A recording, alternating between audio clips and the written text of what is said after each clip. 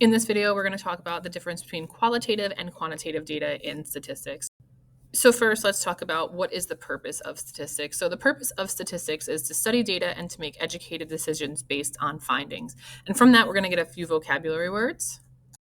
Data by itself are just facts and statistics that are collected, and they're collected from people called individuals. It's either who or what is being studied. It doesn't necessarily have to be a person. And then from that, you're going to have variable data, and that is the data that is changing based on who you're interviewing. So let's say you want to survey the students at your high school. The individuals that you are surveying about their favorite subjects are the students. They are the individuals. And what's going to vary is the subject. The subject is going to change based on who you ask. So the favorite subject is going to be the variable here. A variable is going to have measure, and that doesn't necessarily mean a number, and we'll get to that in a second. So the first things we're going to ask ourselves when we are looking at a new set of data is, why do we care about the data? Where did the data come from? How was it collected? And that's another lesson. You can survey, you can do an experiment. And then why is it relevant? Why are we studying this? Why does it matter to our situation? In our next example, we're going to be studying the number of calories in certain drinks from Starbucks. So the individuals in this experiment or in this survey are going to specifically be tall drinks, more specifically from Starbucks. And what is the variable, or what's going to change based on the drink, is the number of calories in each of those drinks. So now we've taken two surveys, favorite subjects and the number of calories in the Starbucks drinks. And the difference between those two are that your favorite subjects are words and the number of calories have a numerical value. And so this is what we're going to refer to in this lesson as either quantitative or qualitative/categorical data. So the first chunk of data that we're going to focus on is quantitative. And within the word quantitative, you can literally see the prefix quantity.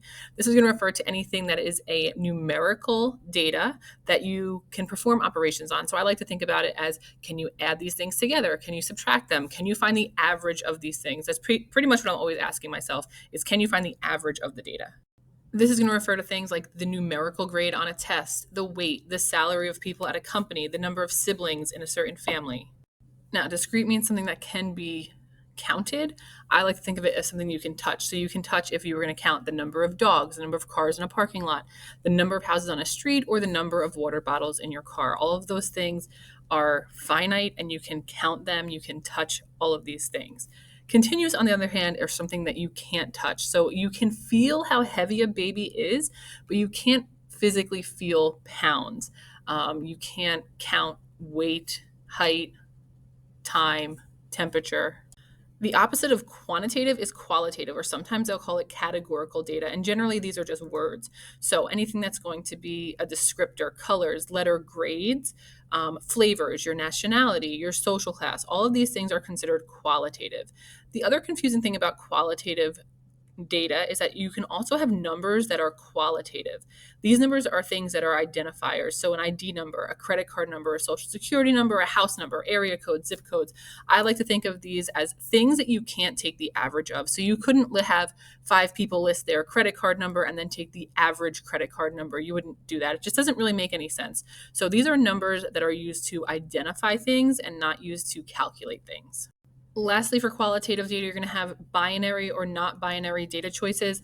Essentially, the prefix bi means two. So this is just going to be data with two options. So if you took a survey and the answer choices were yes or no, agree, disagree. You went to go get ice cream and you either got a cup or no cup. If you wore glasses or no glasses. These are binary options. We'll continue talking in the next section about different data types and where this data all comes from. That's all for this video. As always, if you found this video helpful, make sure you hit like and subscribe. You can find this resource along with many others on my Teachers Pay Teachers, which is Math with B.